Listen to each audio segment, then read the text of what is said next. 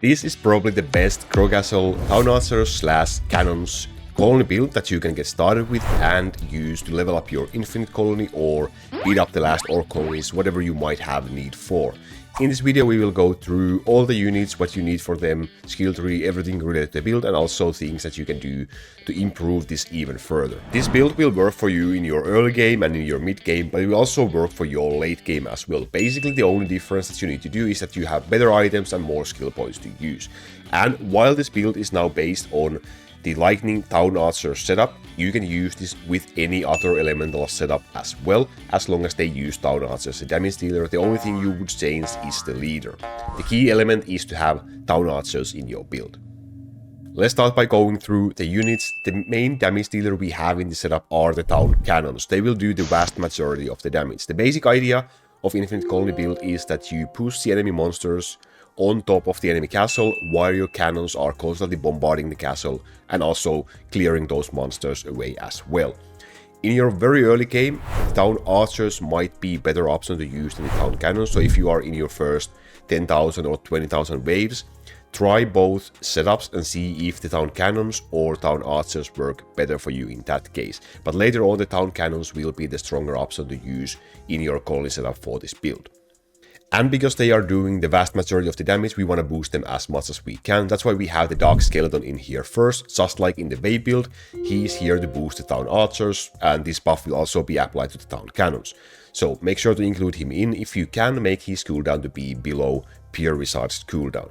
Same thing in here for Dark Hunter, he's here also to boost the Town Cannons again with the haste buff. The Town Cannons, unlike the Town Archers, do not have a haste buff on their own, so you absolutely need to have Dark Hunter in your colony setup when you are using the Town Cannons. Then the third archer on this row is the Dark Bowmaster. So unlike in the Lightning build video we used Dark Lightning Archer promotion, we used the Dark Bowmaster promotion here, which is a physical promotion. You will see why when we go through the skill tree in a moment, but she will be responsible of dealing a little bit of damage to the enemy castle, maybe clearing a little bit of enemy monsters. She's one of the damage dealers in this setup, but again the vast majority of the damage comes from the Town Cannons itself. Another important reason is the Archer Trio buff from this hero, because this is the highest passive attack speed boost you can get from the Archer Trio buffs. Dark Bowmaster promotion gives you plus 200% attack speed. Now this is super important for your Dark Elf for our healing purposes. Dark Elf is coming up right in a moment, but this is one of the core reasons that Dark Bowmaster is in this setup right now. On the second row, we have a couple of crowd control units, well all of them actually. We have Slingers first. Slingers will be dealing crowd control again, so you need stun knockback lines for them mainly. And we will use the physical promotions or the middle tier promotion in here, because again we are going with the physical skill tree. You will see that in a moment. And next to Slingers we have Dorothy. Same thing as in the Wave build, we have Poison Dorothy in here to apply poison debuff and also to apply crowd control. So again, knockback lines, maybe stun lines, maybe slow lines, whatever you can get for these guys. And the third one, again, one of the maybe strongest crowd control unit in the game, in my opinion, is the Dark Ice Wizard. And again, he will be responsible of freezing the enemies with his normal attack and with his ability as well. If you can make his cooldown to be again lower than Pure Wizard, that will be beneficial. So try to aim for that if you can. If you can't, then it is what it is, and it will still be a strong crowd control unit to be used. On the third row, we have Blue Defender. Blue Defender, again, improves our tankiness.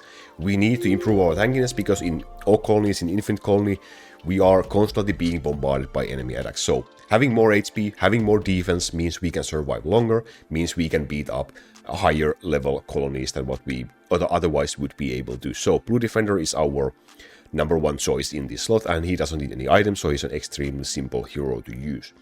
Then we have the Mechanic Ram. Mechanic Ram is the core of this build basically, because you will need to apply crowd control to the enemy monsters so that they cannot storm your castle. Otherwise you probably can't clear them out and they will just completely destroy you. So knockback items for this hero. If you can't get knockback, then some stun lines won't hurt, but mainly knockback items for this hero so that he can constantly apply knockback to the enemy monsters and like keep them on top of that enemy castle. while your other crowd control units are of course helping.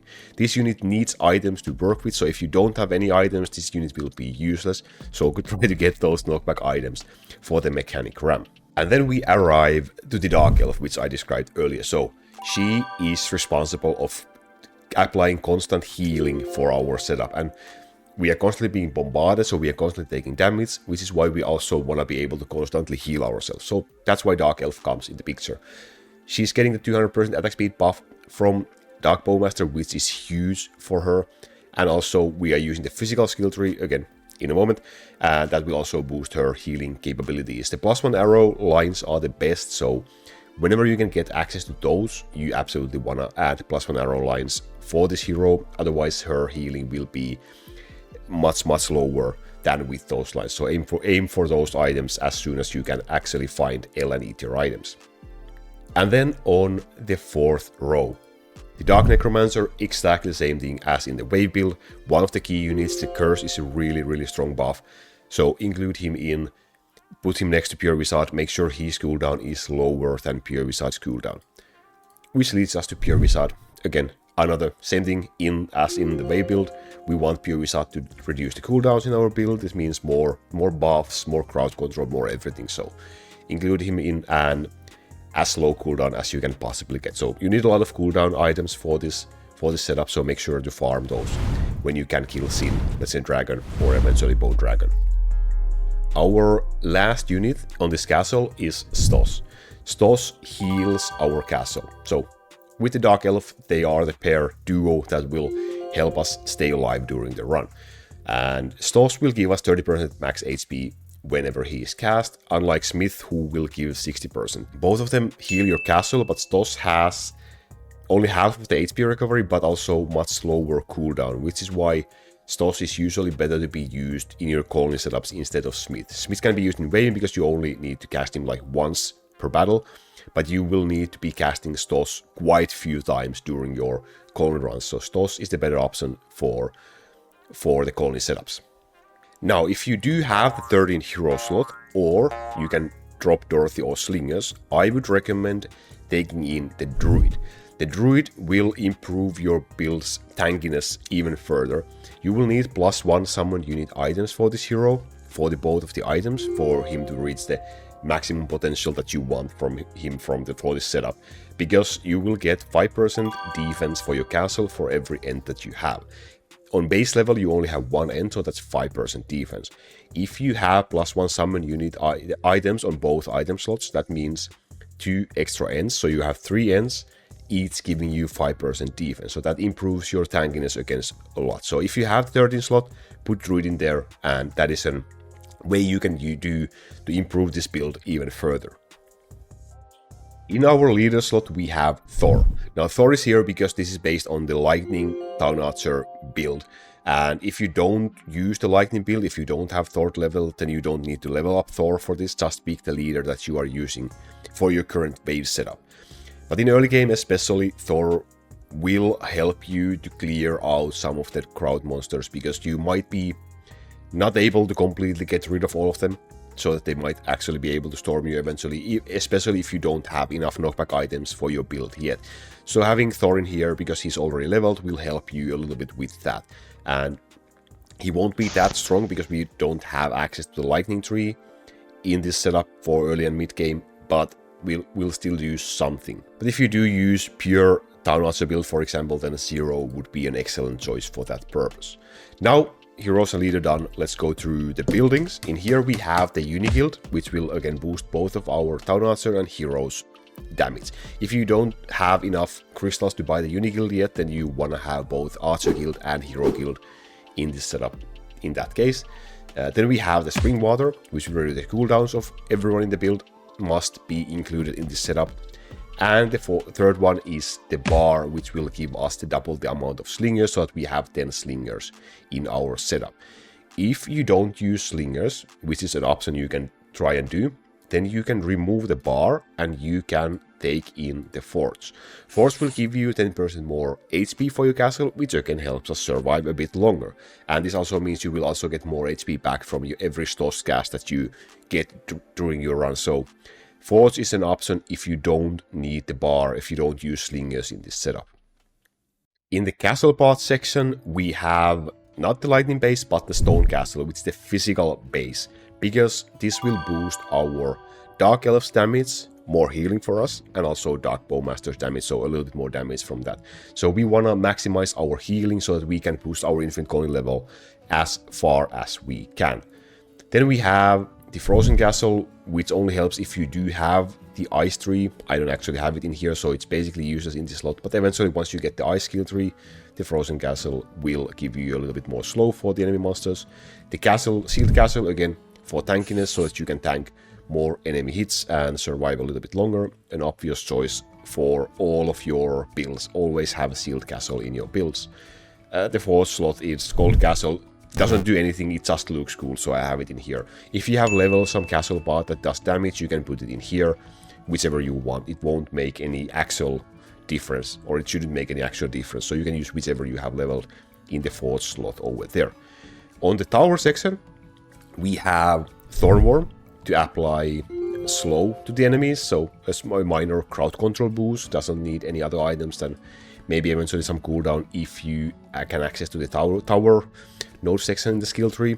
Then we have Deathworm to recover us MP. This build is not heavy on MP usage because we are only using mainly, well, Dark Bowmaster is basically the only one who uses any mana in this build, so you won't be needing a lot of MP recovery, but we can still use him because he is leveled for our raiding purposes, so we get that little bit extra mana recovery. We don't need to mirror him in this build. You should be having more than enough mana even without doing that, which is why we have the mirror in here to copy the Frozen Tower. Frozen Tower close the monsters, so it's a minor crowd control boost. You can just get 2 Frozen Towers for this setup and it will give you a minor boost. One of the options that you can use is also the defensive barracks again. If you want to use instead of the Thornworm, for example, you can try the defensive barracks as well. Our altar of choice for this setup, again, just like in the waving, I would recommend the altar of healing so that we can get that emergency healing for our colony run. That means we can survive longer, that means we can push our Infinite Colony levels or our Orc Colony levels a bit further than without this altar. The treasures we have in here are against the Cursed Knife to boost our Town Archers / Town Cannons damage. This is probably the best one you can use. If you have a lot of like crit chance items, for example, for your Town Cannons, or in an early game, you can also try the Flame Bow as well. Test both and see for yourself which is better. When you have the Sharp Arrow as well, then the Flame Bow will also might be just a bit stronger, but try both promotion. For this account, the Cursed Knife is stronger, which is why I'm using it. The Sharp Arrow will boost your crit chance for heroes and archers. For heroes, this means mainly more healing again for Dark Elf, which is handy for us. And so will Power Claw. Again, the best offensive treasure we have in the game. The Power Claw will give us more power, more healing, more everything. So this will help us tremendously clearing more of those Infinite Colonies. The last 2 slots are for defense. So we have the Unicorn Shield to improve our castle defense. And we have the Web to increase our castle range defense. Both of these help us survive longer, tank more hits before we get killed. Options in here would be the bottomless red potion, so you can try also doing like this. So add the bottomless red potion instead of the Sharp Arrow to get 20% more HP, which again means you will get more healing from your Stoss cast. If you can get your Stoss cooldown as low as possible, you will get more and more benefit from having more castle HP. So in that case, you can try this kind of setup for the treasures. And finally, our skill tree, it looks like this. So no matter which elemental you are using in your wave build, if you're using Town Cannons colony build, we will be starting from the physical path. The reason is that we will get more HP recovery for our Dark Elf because we get more physical damage boost for our Dark Elf. The important keynotes in here are what you can see in this build, in this physical tree in here. We have this node, which will give you +1 arrow for your Dark Elf, so this is tremendous boost for your healing. We have the haste node, which will give you 1 second longer haste duration for your Town Archers or Town Cannons, which is really handy buff to have. The strafe nodes in here will help your Dark Bowmaster to deal a little bit more damage. If for some reason you have not leveled Dark Bowmaster and you are just using her for the passive attack speed buff, which is viable, then you won't be needing these two nodes over here. You can skip them. And going away from the physical tree, we have the archer trio and the bow nodes on the left side. Again, helps our archers. The bow node helps, again, Dark Elf get more healing. And in the right side, we have the town archer section so that we can use items on our town cannons or archers as soon as possible. So this is the core that you want to aim for. As you can see, this costs 47 skill points. If I want to use more right now, I can get the extra physical damage node in the physical tree, the extra HP steal nodes in here. Those are viable choices to get next. And the next path to take after this one would be the ice tree, so that you can get damage to slowed monsters, damage to frozen monsters, more crit chance for your heroes when you cast Dark Skeleton, handy buffs, and then eventually also the lightning tree, so that we can get more damage to stunned monsters, and also we can, of course, if we use Thor still, then we can boost Thor through the lightning tree as well. But your starting will look like this with the physical tree. Now that is the core of how this build works. Again, get crowd control for your heroes so that you can push the enemy monsters back towards the enemy castle, so you can bombard them and blow them to pieces with your town cannons. Simple and effective. Now if you have any questions, feel free to drop a comment down below. I will do my best to give you an answer. Thank you very much for watching. I will see you next time. Also make sure to check out my Discord, the link is in the description. Stay safe. Goodbye.